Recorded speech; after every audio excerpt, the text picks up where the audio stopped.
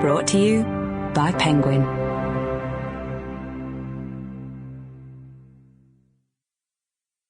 Why Politics Fails. Written and read by me, Ben Ansell. Introduction. Simple problems, impossible politics. The headline in the New York Times was stark. Warmer climate on the Earth may be due to more carbon dioxide in the air. The author, Waldemar Kempfert, highlighted a theory originally developed back in 1861, but which was only now being taken seriously again.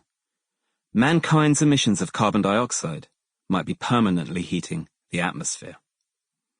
Kempfert argued that seemingly small increases in CO2 could have grave consequences, converting the polar regions into tropical deserts and jungles with tigers roaming about and gaudy parrots squawking in the trees.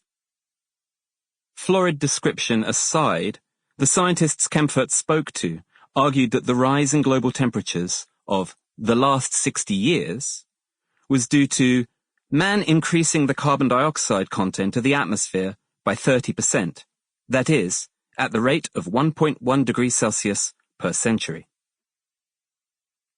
The Times' prescient article was published on the 28th of October, 1956. The last 60 years of globally rising temperatures Kempfert referred to was the time since the start of the 20th century. The science on which these predictions were based was already a century old. More than 6 decades on, the warnings feel much more real to us. Global temperatures are another degree Celsius warmer, and the pace of change is accelerating. The current best-case scenario is another 1.5 degrees Celsius increase, which brings us ever closer to the prospect of squawking Arctic parrots. But more likely is the desertification of much of southern Europe, India, and Mexico, endemic flooding, and billions of displaced people. The scientific jury was still out on why global temperatures were rising, or even with much confidence whether they were in the late 1950s. We no longer have the excuse that we don't really know what's happening, despite the special pleading of climate skeptics.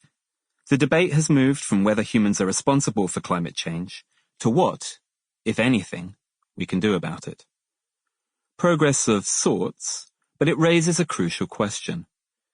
If disaster is about to hit us, what the hell have we been doing for the past 7 decades? Climate change is a simple problem with impossible politics. By simple, I mean that the road from A to B, carbon dioxide emissions to global atmospheric heating, is direct and well understood. Carbon reduction, removal even, is an obvious solution. We understand the science. What we don't understand is how to get anyone to do anything about it, even though it affects us all. Why, despite knowing for decades that climate change is a fundamental threat to humanity, have humans been so passive? Carbon dioxide is a global problem, but our politics is helplessly domestic. If I pollute more, my emissions cannot be contained within my national borders. They're your problem too, and vice versa. And if I'm just a small country, then it probably doesn't matter much if I pollute. I can't change the global climate on my own. Of course, that's not just true for me, it's true for most other countries. We'd all prefer to carry on as normal and hope someone else will pay the costs of carbon abatement. There's no world government that can effectively sanction us. And so, in the absence of effective international agreement, we all blithely continue to heat the atmosphere. Our politics doesn't seem big enough to respond to even an existential threat. But maybe it is. Over the past few decades, since at least the Earth Summit in Rio in 1992, there have been concerted political efforts to wake us from our inaction. They've not always been successful. The Kyoto Protocol of 1997, which set binding targets for rich countries, was either unsigned, as in America, non-binding, as was the case for China, or abandoned. Sample complete.